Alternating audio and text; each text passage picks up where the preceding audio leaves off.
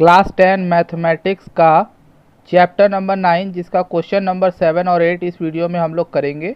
इसके पहले के क्वेश्चंस मैंने पिछले वीडियोस में बताया है, उसका लिंक आपको डिस्क्रिप्शन में मिल जाएगा, आप वहां से देख सकते हो। क्वेश्चन नंबर 7 लिखा हुआ है, from a point on the ground the angles of elevation of the bottom and the top of a transmission tower fixed at the top of a 20-meter high building are 45 degree and 60 degree respectively. Find the height of the tower. जैसा question कह रहा था वैसा मैंने figure बना दिया है, जिसमें बताया जा रहा है कि एक बिल्डिंग है जिसको मैंने यहाँ पर ए बी लिया है, जिसकी हाइट है 20 मीटर। इसके ऊपर एक टावर लगा हुआ है, ठीक है ना, जिसको यहाँ पर मैंने ए सी लिया है, जिसकी हाइट है एच, हमने सपोज कर लिया है। अब यहाँ पर एक पॉइंट है लैंड पर, ग्राउंड पर, उस पॉइंट से उस टावर के बॉटम का जो एंगल ऑफ एलिवेशन बन रहा है वो 45 डिग्री है, और उसी टावर के टॉप का जो एंगल ऑफ एलिवेशन है वो 60 डिग्री है। तो यहाँ पर हमें दो ट्रायंगल दिख रहे हैं, ठीक है ना। एक आपको दिख रहा होगा ए बी डी और सी बी डी। तो सबसे पहले हम लोग ट्रायंगल ए बी डी की बात करेंगे। तो ट्रायंगल ए बी डी भी अगर आप देखोगे तो 45 डिग्री का एंगल बन रहा है ना, 45 डिग्री का एंगल है, और इसके सामने वाली की साइड को हम लोग परपेंडिकुलर कहते हैं और जुड़ी हुई साइड को बेस कहते हैं। तो परपेंडिकुलर और बेस का जो रिलेशन है वो 10 बताता है। तो यहाँ से हम 10 45 डिग्री अगर हम लगाएं तो परपेंडिकुलर होगा आपका ए बी और बेस होगा आपका बी डी, ठीक है। 45 डिग्री का जो अगर वैल्यू होता है वो होता है 1 is equal to a b का वैल्यू यहाँ पर 20 है, और बी डी की वैल्यू हमें पता नहीं है, तो उसको हम एज इट इज़ रहने देते हैं। अब यहाँ पे क्रॉस मल्टीप्लाई अगर आप करोगे तो बी डी बन जा बी डी आ जाएगा और आ जाएगा आपका 20 मीटर, ठीक है ना। तो यहाँ से ये जो बेस है इसकी जो लेंथ आ गई वो 20 मीटर आ गई। क्लियर है। अब हम बड़े वाले ट्रायंगल को लेंगे जो कि है सी बी डी।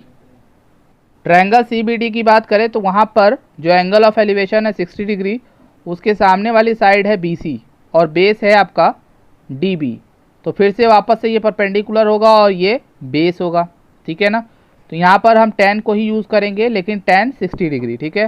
तो अब परपेंडिकुलर है यहाँ पर बी सी और बेस जो है आपका वो बी डी है, ठीक है। 10 60 डिग्री की जो वैल्यू है वो √3 होता है, और बी सी हमें पता नहीं है, तो बी सी की वैल्यू को हम वैसे ही रहने देंगे, ठीक है। और बी डी की वैल्यू यहाँ से हमें पता चल गया है 20 मीटर है। अब यहाँ से अगर क्रॉस मल्टीप्लाई करें तो बी सी की जो वैल्यू आ जाएगी वो आ जाएगा 20√3, ठीक है। अब हमें पता करना है टावर की हाइट। यहाँ पर जो टावर है वो है ए सी। ए सी फाइंड आउट करने के लिए बी सी में से ए बी को माइनस करना पड़ेगा।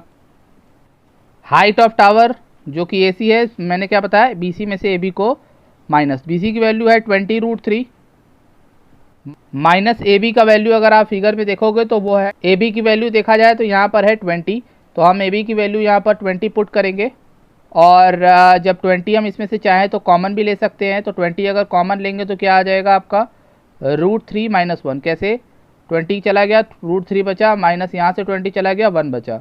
अब आप चाहो तो यहाँ पर √3 की जगह पे 1.7 रख के सॉल्व भी कर सकते हो, क्योंकि इसका स्क्वायर रूट होता है 1.7। तो 1.7 - 1, ठीक है ना।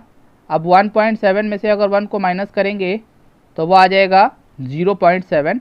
अब इसको हम मल्टीप्लाई कर देंगे तो 14 मीटर आ जाएगा। क्लियर है। तो ये हाइट है आपका टावर का, ठीक है। नेक्स्ट है, a statue 1.6 metre tall stands on the top of a pedestal from a point on the ground, the angle of elevation of the top of the statue is 60 degree. From the same point, the angle of elevation of the top of the pedestal is 45 degree. Find the height of the pedestal. कुछ वैसा ही question है यहाँ पर। यहाँ पर एक सबसे पहले पेडेस्टल है। पेडेस्टल एक बेस होता है जिस पर एक स्टैचू खड़ी होती है।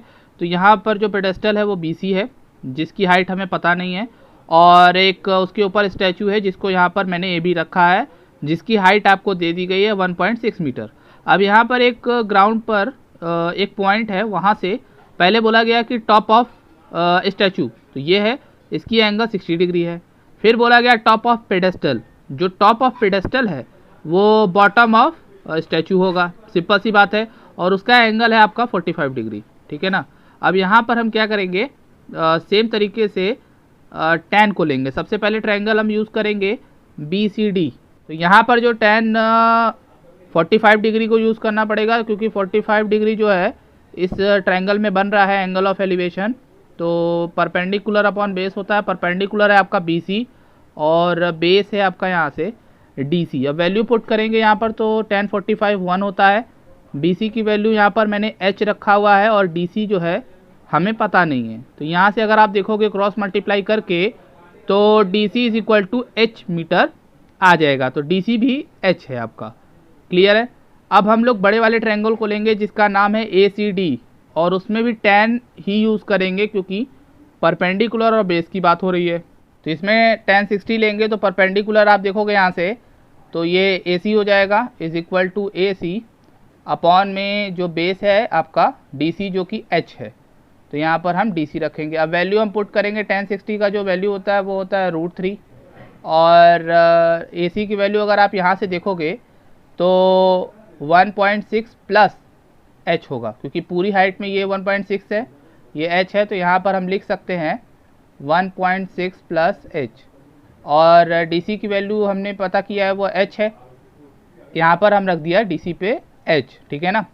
अब यहाँ से क्रॉस मल्टीप्लाई करेंगे और उसको सॉल्व करेंगे। तो क्रॉस मल्टीप्लाई अगर आप करेंगे तो H का मल्टीप्लाई यहाँ होगा, तो ये आ जाएगा √3H is equal to 1.6 plus H।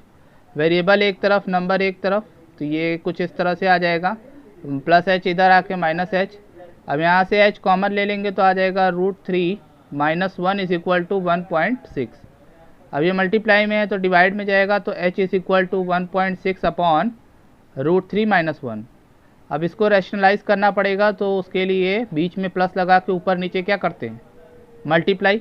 अब इसको मल्टीप्लाई करेंगे फटाफट, तो 1.6 ब्रैकेट में √3 प्लस 1।